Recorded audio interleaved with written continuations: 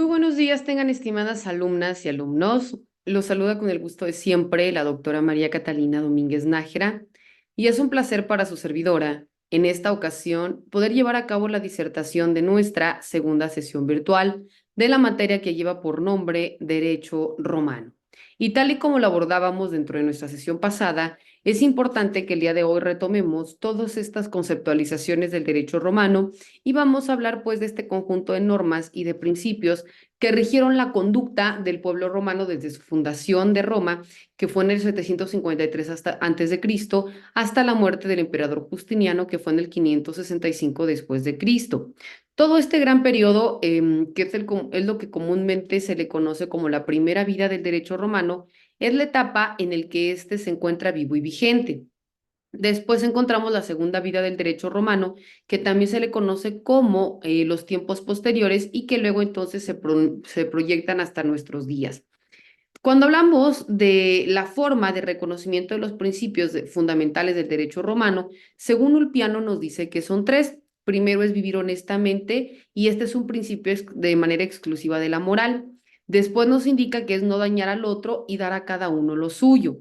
Cuando hablamos de las clasificaciones del derecho dentro del derecho romano, primero se encuentra el derecho público y el derecho privado.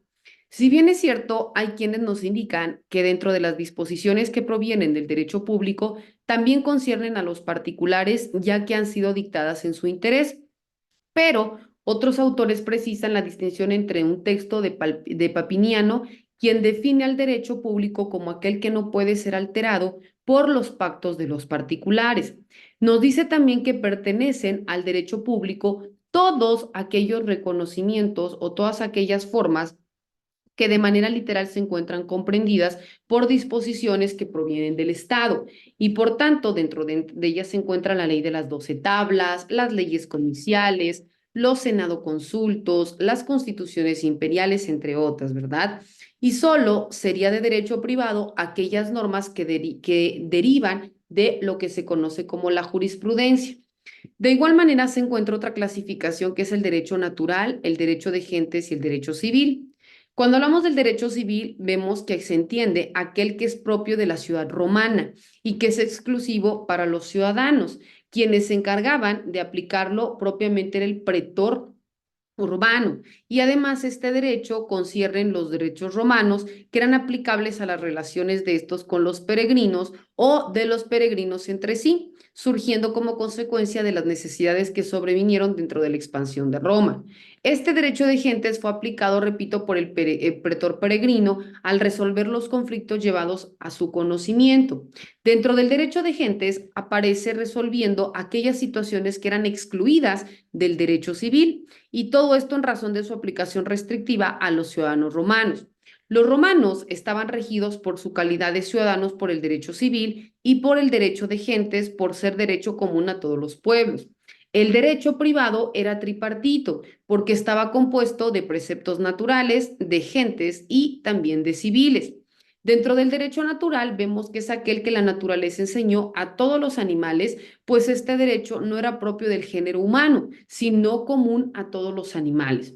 Dentro de la expresión naturalis ratio, que era la razón natural, definía al derecho de gentes como aquel que la razón natural establece entre los hombres y que era observado por igual a todos los pueblos. La justicia natural resultaba entonces idéntica en todos los pueblos, en tanto la justicia legal era determinada por cada uno de los estados. Dentro de estas concepciones justinianeas se consideraban el derecho natural como un ordenamiento jurídico establecido por la divina providencia, como aquellas que permanecían de manera firme y también de manera inmutable. Vemos pues que la idea del derecho natural como aquel que la propia naturaleza ya enseñó a todos los animales, pues había de entenderse que se referían a aquel derecho que siguieran los hombres cuando se adecúan al instinto natural. Por todo ello, vemos que no aparece adecuado identificar al jus naturale y al jus gentium, instituciones de este último, como la esclavitud, y que luego entonces pues eran contrarias a un derecho natural. Cuando hablamos del derecho de gentes y del derecho civil, vemos que estos estaban regidos por un derecho natural o por el jus naturale. El jus gentium eran las reglas de las relaciones humanas de todos los pueblos. El derecho civil estaba concebido para poder regular las conductas de los ciudadanos. Y el derecho civil era impregnado por principios religiosos, el primero que conocen los romanos. Después encontramos el derecho objetivo y el derecho subjetivo. Cuando hablamos del derecho objetivo, es aquel que se encuentra plasmado dentro del fondo del derecho y que es constituido por los códigos, por ejemplo, el Código Civil, ¿no? Los derechos que tiene una persona que lo rigen. Cuando hablamos de un derecho subjetivo, se encuentran plasmados, en cambio, en los códigos de forma, que son todos aquellos instrumentos que permiten las acciones. Estos instrumentos de acción son aquellas facultades que otorga la ley para poder perseguir en juicio lo que nos debe, por ejemplo, una acción ejecutiva, un desalojo, entre otros, ¿no? Los romanos distinguían entre derecho objetivo y derecho subjetivo. No se establecía el derecho de propiedad, pero sí existía una acción reivindicatoria para poder recuperar la propiedad usurpada. Es importante también reconocer que otra de las clasificaciones dentro del derecho romano era el derecho civil y el derecho honorario. Según Papiniano, el derecho civil era aquel que dimana de las leyes, de los acuerdos de la plebe o del Senado, de los decretos de los príncipes y de la autoridad de los sabios. Y por su parte, dentro del derecho honorario, era aquel que introdujeron los pretores a fin de poder ayudar, de poder suplir o de poder corregir el derecho civil por causa de utilidad pública. Después vemos que es importante también que nosotros identifiquemos lo que era el jus y el fas. A medida de que los romanos comenzaron a distinguir entre el campo del derecho y de lo humano, de lo divino, el concepto del jus y el fas se empezó a dividir en el jus, era el término utilizado para poder aludir al derecho humano en toda su integridad, a hacer referencia también a las normas y a los principios sancionados por los hombres para poder regular la vida en sociedad. Cuando hablamos del fas, aquí comprende todo aquel paso y a los preceptos que ordenaba las relaciones del hombre con los dioses, es decir, todo lo que atendía al oculto. Cuando hablamos de la justicia, Ulpiano definía como la constante y perpetua voluntad de dar a cada uno lo suyo. Esta voluntad surge del fruto de obrar de manera deliberada y de manera consciente, y por tanto se indican que es constante porque se aplica de la misma manera a todos los hombres en todos los casos, sin que exista ningún tipo de privilegio. Y por eso se dice que es perpetua porque se da a través del tiempo. Y por último, se dice que es justa porque debe dar a cada uno lo suyo, debe entenderse como dar a cada parte lo que le corresponde. Cuando hablamos de la jurisprudencia, se dice que según Ulpiano consiste en el conocimiento de las cosas divinas y humanas, en la ciencia de lo justo y de lo injusto. Esta definición alude a la ciencia del derecho. El jurisconsulto era quien estaba dotado de conocimientos generales sobre todas las cosas, primeramente las divinas y luego entonces las humanas. Esto para poder discernir qué era justo y qué no, entonces deberían de ser sabios y prudentes. Después existía la ley. La ley, según Papiniano, era el precepto común de los decretos de los hombres prudentes, de la corrección de los errores por voluntad y por ignorancia que se cometían, y era un pacto común de la República. Dentro de sus clasificaciones los dividían en dadas y rogadas. Las rogadas son las leyes romanas por excelencia, dado que eran votadas por el pueblo en asamblea. Y las leyes dadas eran las distintas por los magistrados, en virtud de una autorización expresa o tácita del comicio. Otra de las clasificaciones era las leyes, la que se le conoce como pluscuamperfectas, las leyes perfectas, las leyes menos que perfectas y las leyes imperfectas. Las leyes pluscuamperfectas eran aquella fórmula que atraía aparejada nulidad del acto realizado en violación a las mismas y una pena para el infractor. Cuando hablamos de las leyes perfectas, son las que declaraban nulos los actos realizados en violación a ellas. Cuando hablamos de las leyes menos que perfectas, prevén como consecuencia de su violación una pena para el infractor. Y cuando hablamos de las leyes imperfectas, son aquellas enunciativas de algún precepto o de algún principio y que por tanto no establecían nulidad plena para el infractor. Es importante también reconocer cómo se forman las leyes comiciales. Las leyes dictadas por el comicio o rogadas se creaban mediante un procedimiento. En primer lugar, el magistrado era el que iba a proponerlas al comicio para poder tener estas facultades para poder convocar a una asamblea. Entonces, la cosa que solamente sucedía con los de rango superior, que eran los cónsules, los pretores o los dictadores. Previamente se debía dar a conocer el texto de la ley que proponía, que era la rogatio. Era esto para el pueblo y a la vista de todas las personas durante no menos de 3 semanas y que de ordinario se extendía hasta 27 días. Esta publicidad se llamaba promulgación o también conocida como la promulgatio. Para la votación no podían elegirse días judiciales ni los días inhábiles, evitándose por lo común todos los días de mercado. El lugar señalado era para los comicios y para los concilios por la tribu. El foro era la sede de reunión de los antiguos comicios curiados. Para los comicios por centurias, el campo de Marte. Apenas apuntaba el alba del día fijado y se llamaba al pueblo para poder mediar el heraldo. El magistrado leía el texto de la ley que proponía rogando su aprobación y finalmente invitaba a los ciudadanos a votar.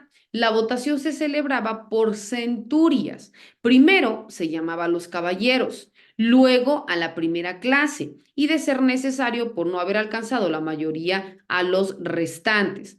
La unidad del voto era la centuria o en su caso era la tribu. Existía un escrutador encargado de anotar el voto que realizaban de manera oral. Luego, en el siglo II antes de Cristo, se sustituyó por una que por medio de una tableta de arcilla en las que cada elector escribía su pronunciamiento. UR era afirmativo, A era negativo y NL era en blanco. Los votos se contaban por centurias o por tribus, que eran, si habían 100, 60 eran positivos, se daba la centuria, por el sí sin importar el resto. Producto del escrutinio y proclamado el resultado, para que la ley entrara en vigor, el Senado debía dar su conformidad mediante el autocritas patrum, que luego se publicaba el texto legal en los lugares públicos. Es importante también indicar las partes de la ley comicial. Se distinguían 3 partes, que era la praescriptio, la rogatio y la sanctio. Cuando hablamos de la praescriptio, en esta parte se indicaba el magistrado proponente, el comicio votante, el día de la votación, la unidad comicial que sufraga primero y dentro de esta el ciudadano que votó primero. Después se encuentra la rogatio. En esta se encontraba el texto de completo de la ley y que debería ser idéntico a la promulgatio. Después, la sanctio estaba inscrita por la cláusula extraña al contenido normativo del texto de la ley. Entonces se conformaba por la rogatio. Tenía como finalidad el de regular la forma en el que el nuevo texto legal se adecuaría al marco ya existente. También se encontraban los plebiscitos. Cuando hablamos de los plebiscitos, vemos que Gallo lo definió como lo que la plebe manda y establece. Era la deliberación de la plebe en una asamblea propia. Originalmente fue un mandato emanado y destinado a los plebeyos, que eran los únicos en relación a los cuales tenía vigencia. Pero después de la ley Hortensia, en el año 287 a.C., se equipara a la ley obligando también a los patricios. A partir de entonces se habló indistintamente de leyes o de plebiscitos. Vemos que también es importante reconocer el Estado romano en la monarquía. Primero vemos que en la fundación de Roma solo existía una leyenda acerca de la creación de Roma, pero no existen testimonios escritos de la historia. Según esta leyenda, se emparentó a los ancestros romanos con el héroe troyano Enas, que luego da un periplo por el Mediterráneo desembarcando con su hijo Cayo Ascanio y se asienta en una zona del centro de Italia donde se funda una ciudad llamada Alba Longa, en la que reinan los sucesores latinos de Eneas y se suceden las generaciones hasta que el gobernado por Numitor. En el mismo fue derrocado por su hermano Amulio. Esta toma de precauciones por temor a que los nietos de Numitor lo expulsen por haberle arrebatado el trono a su abuelo.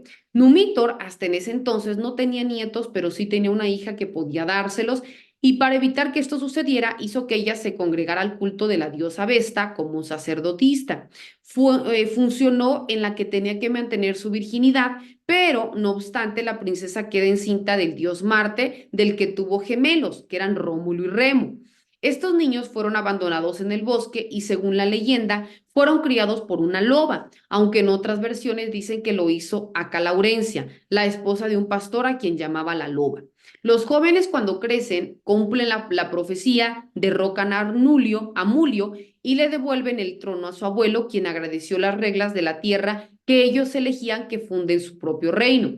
Ellos escogen un lugar vecino a 7 colinas denominado Septimontium. Cuando deben escoger a un rey, dejan esta cuestión a los dioses que dio como ganador a Rómulo.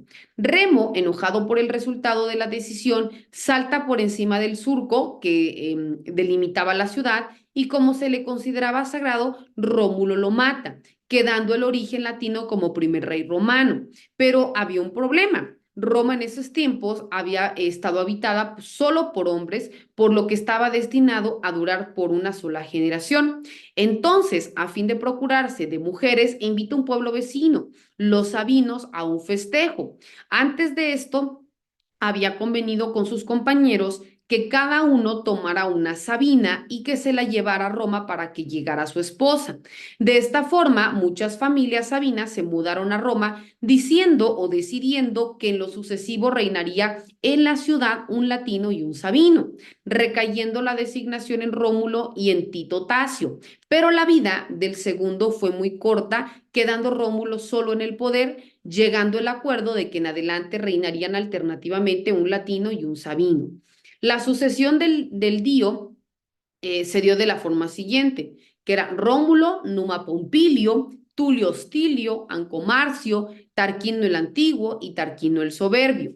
Después se gesta la sociedad primitiva, donde las tribus gentilicias, que se podían utilizar la palabra tribu en dos sentidos, como unidad política de base étnico-cultural y como unidad restante de una división administrativa de una comunidad. La primera vemos que se encuentra por unidades precívicas en donde la unión precisamente originó a Roma. Después encontramos que otros autores consideran que sería una subdivisión artificial o convencional hecha con posterioridad a la existencia de los civitas. La cuatro tribus territorial era el ordenamiento de Servio Tulio, en donde parecía haber ordenado a incluir pensadores que no estaban en cuadros con las gentes, ¿no? Era la futura plebe. Después el pueblo se dividía en tribus y en curias. Cada tribu se componía de 10 curias, que eran las divisiones locales formadas por cientos números de gentes que en ese caso, pues ahí se domiciliaban. Vemos pues que también cuando nosotros hacemos referencia a las curias, esta palabra proviene de coviria, que era en conjunto viris o varones y que podría ser descrita como una agrupación de gentes que estaba vinculada sobre la base de un principio novedoso para la época, que era el de la vecindad del asentamiento. Los dos primordiales funciones que se le atribuyen a esa reunión de varones era el reclutamiento y las funciones comiciales. Cuando hablamos de las gentes, vemos que la palabra gente es el plural de gens, que representaba a una reunión de varias familias con un antepasado común, de quien recibían el nombre de gentilicio, que era el nomen gentilicium. Los miembros de los genes eran llamados gentiles y los gens o la gen dictan normas para las familias romanas para evitar la disolución de los grupos. Entonces las familias de los gens se podían ayudar mutuamente.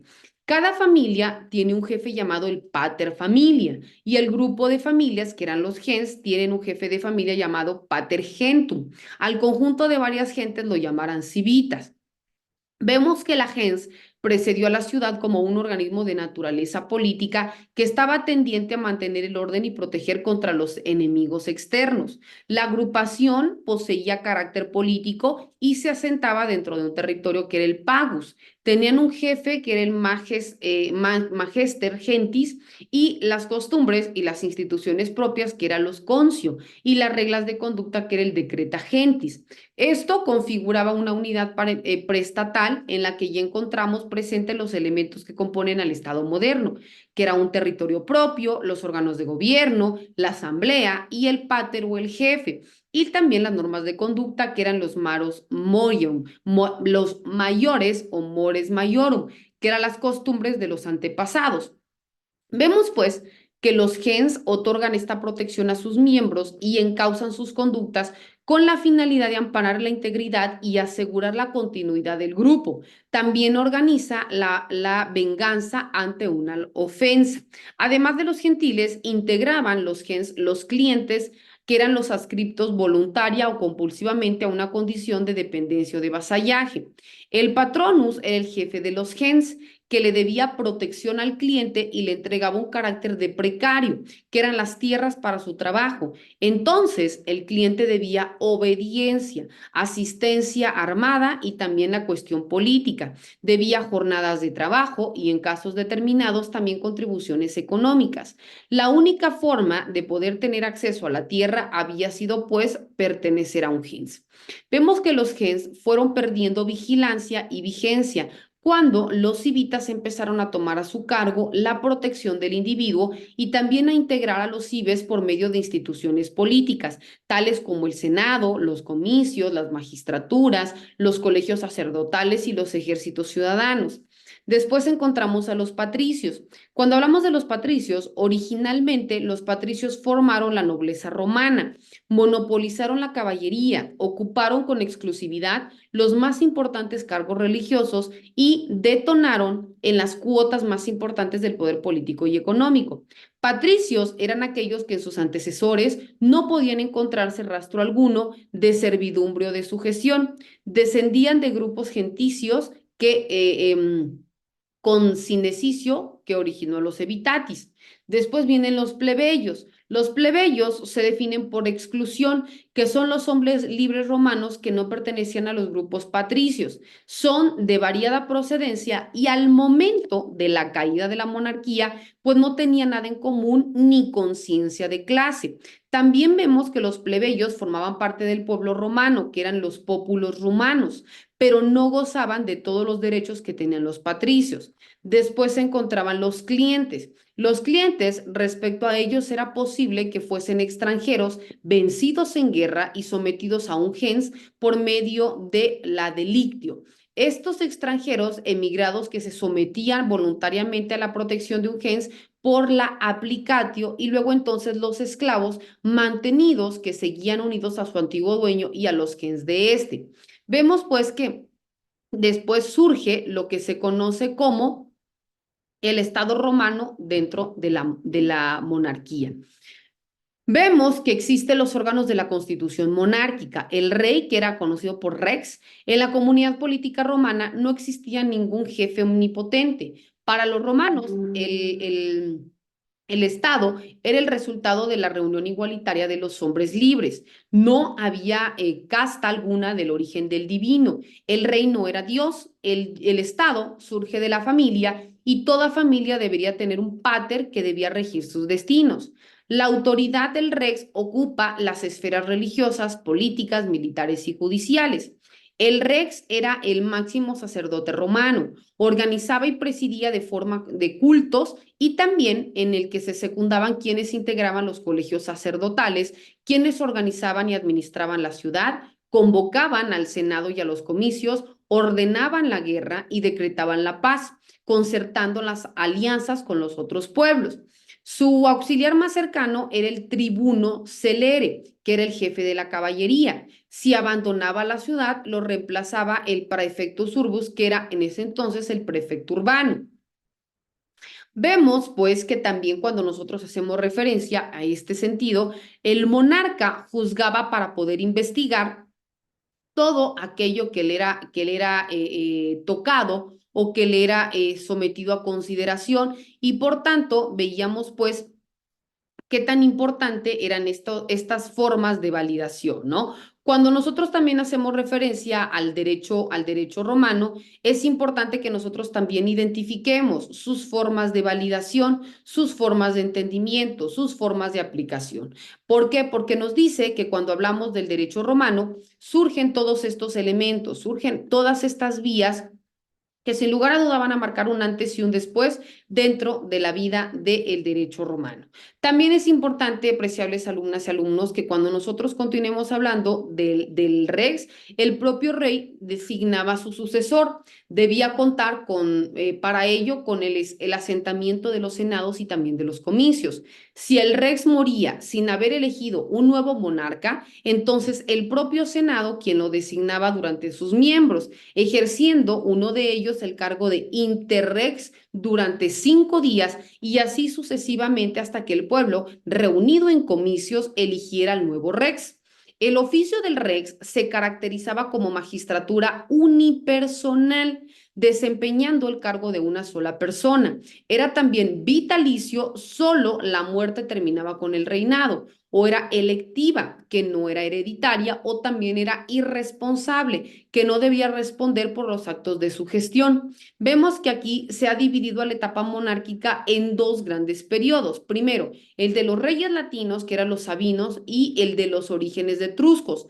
Los reyes latinos, que eran los sabinos, en poco se distinguían de sus ciudadanos. La instalación de la monarquía etrusca trajo como consecuencia los emolumentos del propio rey. Ahora bien, en el Senado, vemos que la palabra Senado proviene de senes, que significa viejo, ya que sus integrantes eran de avanzada edad. Tenían dos tipos de integrantes, el pater gentium y los patricios ancianos ilustres, representando a los grupos constituidos de la civitatis y debían ser consultados por el rex, al que tomaban decisiones de gravedad e importancia, avalado por el comicio y también por el propio Senado.